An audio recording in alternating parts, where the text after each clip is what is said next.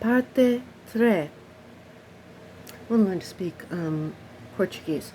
So, Cheers is a romantic comedy that ends with the idea that if you love your job and your friends and you work with your friends, that's enough happiness and fulfillment, and it's as much as we can necessarily expect from life. Friends is a romantic comedy as a TV show. It just falls apart at the end, because by the end, who cares if Ross and Rachel get together? I mean, do you care anymore? It's the only reason the show was on. Yeah, but they shot past the mark somehow with that. Yeah, they didn't do that right. Outfit in the last episode. Okay. If you notice, Joey's touching Phoebe's hair when they're all saying goodbye to Monica's apartment. That's nice.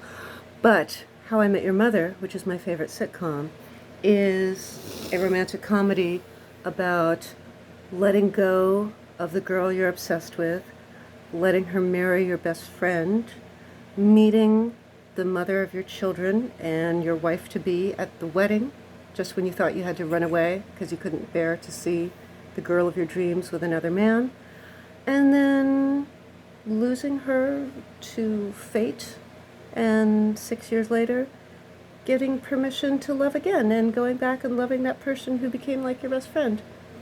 And people get very upset about it, and I saw it in syndication, so I can't share in their shock, because I saw the finale and then the pilot episode back to back early in my experience of watching the show.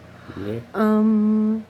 But I don't think it's any accident that Tracy McConnell, who's kind of the Phoebe of the show, but a lot more grounded and realistic, but similar, concerned with the downtrodden, and similarly wistful and whimsical, and painfully good-hearted, and idealistic, and wise, and insightful. She was engaged early in her 20s before she met Ted. Did you know that Tracy McConnell was engaged? Have I said it endlessly? I probably have endlessly made that point. So Tracy was engaged. So she has two great loves and two soulmates, and so does Ted. And that's okay. But you're my soulmate, dearest. I am a great love, huh? You're my great love, and I feel bad about that, but I feel happy about it too.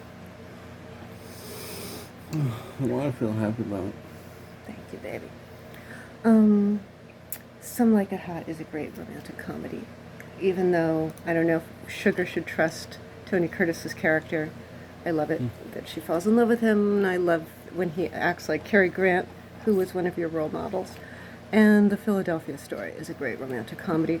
Claude didn't agree, but I think that the intimate communication that Katharine Hepburn's character, Tracy Lords, and Jimmy Stewart's character, his name is very memorable. What's his name?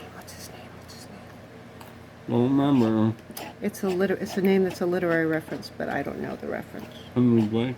No. That was math, right? Yes.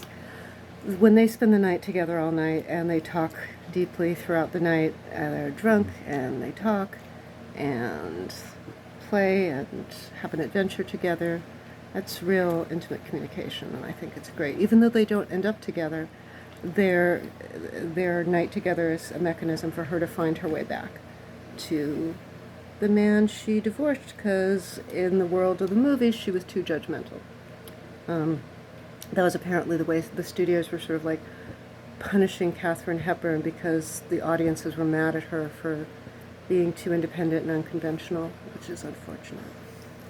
But at least and we still do that. There's still examples, whether you believe it or not, in popular. I just watched a very good video by The Take, who have excellent videos and everything from the most seemingly lighthearted or girly, effeminate, to really hardcore and heavy, like Breaking Bad or Dexter or Kylo Ren or what have you. Anyway, The Take did a whole video on Walter White's wife, Skylar, and how first we blame her for inhibiting Walter's descent into criminality, empowering himself through being a criminal, and then we blame her for cooperating. And she's really like an utterly emotionally battered, woman imprisoned in this horrible marriage to this increasingly evil Who crime blames boss. her?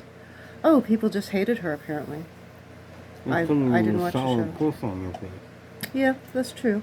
And yeah, it seems like oh, this is a nice romance, just from what little I know of it. They didn't hate her for, well, at least I didn't. Not only people hate her character for just, being that voice of reason and decency, but they hated the actress. There were like death threats against the actress. For logical Maybe not reasons. seem as... I mean, they didn't hate her for logical reasons. No, it's just sexism. It's just misogyny. And they kind of corrected it with Better Call Saul by making the blonde, a similar role, but with nuance and sympathetic. But I think they She's saw... also hotter. Yeah, and she's hotter. That's true. And she's not a mom. And yeah, but there is, and I think it would be good. Well, that movie that I'm not so fond of, American Beauty, explores this. The dark side of conventional masculinity and the dark side of conventional femininity, which isn't very feminine in a way. When because the woman becomes a wife and mother, and then she's sort of not feminine anymore. But the problem with that movie is that we see Kevin Spacey's character emancipating himself, and his wife just seems to be digging herself deeper into it. The only thing she does that's not that is that affair with Peter Gallagher, super sexy. Roger Ebert made the point that Peter Gallagher was almost too handsome to have had a great career because there aren't that many. It's in an era when more character actor kind of men like Dustin Hoffman were getting great roles. That perfectly gorgeous man doesn't get the really soulful roles anymore.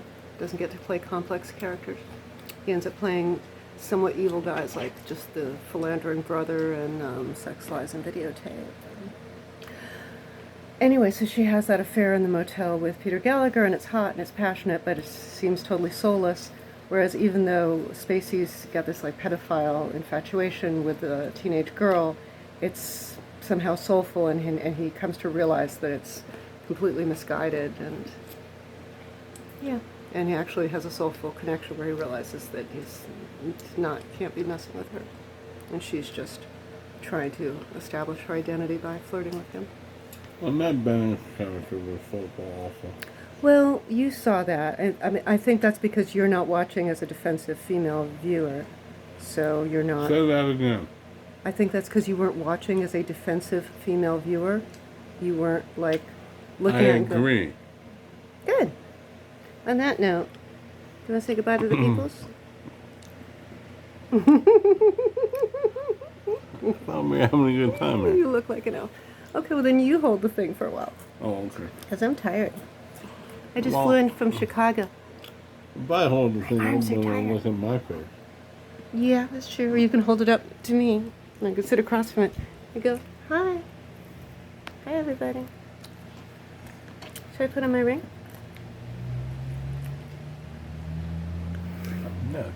Yeah, it's tough because, you grow up, you're supposed to run a household, even if you have a job, you're supposed to be a mom, and then you can't be a feminine princess anymore, and then people hate you for that.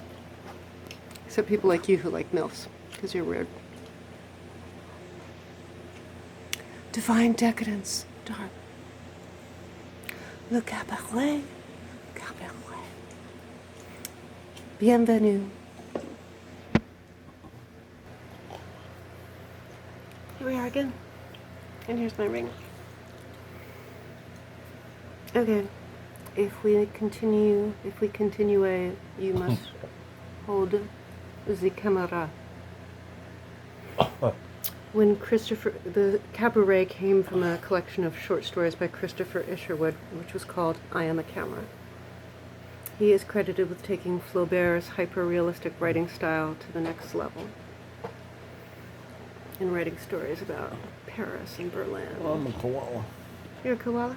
Are you a koala man? Uh-huh. Everybody, I'll put a link down below to the Koala Man video. It's my koala thirst tweet, Koala Man thirst tweet. And it's his Koala Man performance, the greatest performance of the 21st century. I am not kidding. Bye,